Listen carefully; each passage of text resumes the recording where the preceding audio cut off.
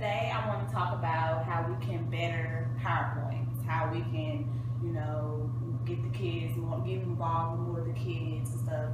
I understand that with PowerPoints, a lot of kids, when I talk to them, they don't enjoy PowerPoints.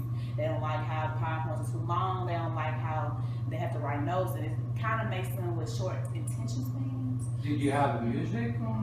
I mean, no, I just been doing the basic things, putting the notes on the PowerPoint and taking it and me explaining it. But I feel like we should better how we use our PowerPoints, right, so we can interact more with the kids and get them to understand more about their lessons.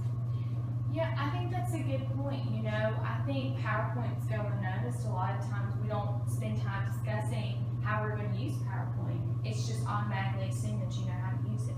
But there was a study actually done about how students' working memory, how it progresses throughout lessons in school. And there's, three different types. There's phonological loop, there's the visuospatial sketchpad, which deals with how you see information, and then the episode buffer usually deals with other senses. And so it deals with hearing and seeing, like how you interpret information, and all of those aspects need to be all together to make up how we're going to consider using PowerPoint, so consider the students' working memory. And what's interesting is they actually asked college students how they thought of PowerPoint, and it turns out, with them, it's either too much information or not enough. Like we need to find a medium. We can't have too much animation, too much visual effects, but we can't just copy and paste information either. Like how can we find that medium?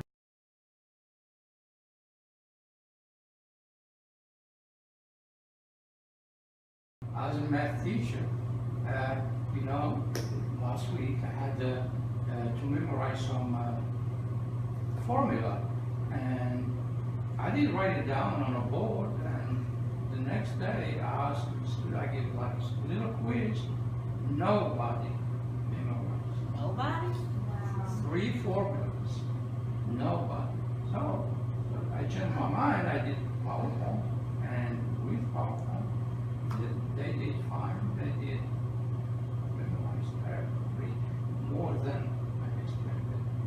So I don't know how you think about the PowerPoint. Why your kids didn't learn about PowerPoint? I don't understand. Well, with my PowerPoints, I like to write as much information as possible, but I think that's where I'm lacking in. I feel like I should break down, use bullets, try to be more involved, put games on the PowerPoint, get them more involved in it than just expecting them to just write notes, period. Because when I was in high school, people have different, learning work ethics. Like they don't have the same. Some people can do real good with PowerPoints and all that information, and some just like, no, there's too much information, and they're just copying. What is it? What are you learning by just sitting there just copying and trying to catch up to the next PowerPoint?